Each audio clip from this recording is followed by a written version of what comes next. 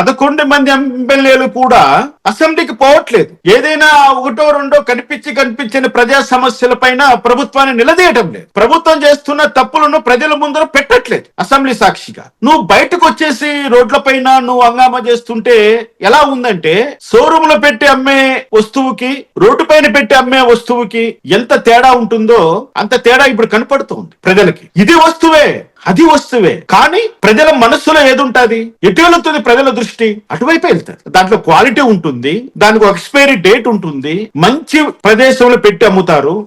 అది డైరెక్ట్ గా తిన్న ఈగల వాళ్ళవు, దుమ్ము పడదు. అటువంటి బాక్స్ లాంటి అసెంబ్లీని వదిలిపెట్టేసి నువ్వు రోడ్డు మీద పడి కోవా అమ్ముతానంటే ఎలా?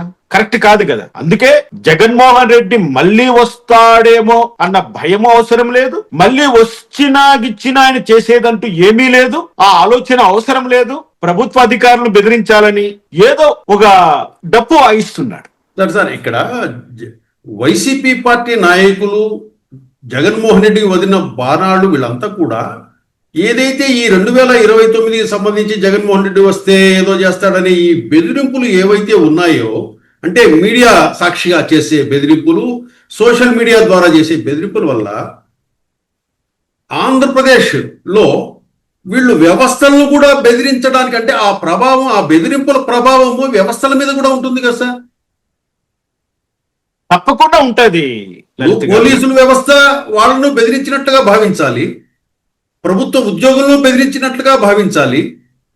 అంటే ప్రభుత్వ శాఖలకు సంబంధించిన అధికారులను, ఐఏఎస్లను, ఐపీఎస్లను, మొత్తం వ్యవస్థనంతా, ప్రభుత్వ వ్యవస్థను వీళ్ళు భయభ్రాంతులకు గురి చేస్తున్నారేమో అని అనుకోవాలి కదా సార్ మనం? అట్లా అనుకోవడానికి లేదు లలిత్ గారు.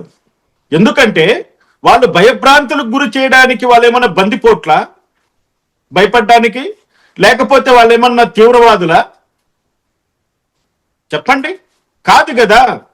వాళ్ళు పొద్దుపోక నోటి దూలతో ఏవేవో మాట్లాడుతున్నారు. వాళ్ళను చూసి పోలీసులు భయపడతారా? వాళ్ళని చూసి ఐఏఎస్ ఐపీఎస్లు భయపడతారా? వాళ్ళని చూసి ఎంఆర్ఓలు భయపడతారా? వాళ్ళని చూసి ఎవరు భయపడుతున్నారు? ఈరోజు రోడ్డు మీద నడుచుకొని పోయే సామాన్య వ్యక్తి కూడా భయపడట్లేదు.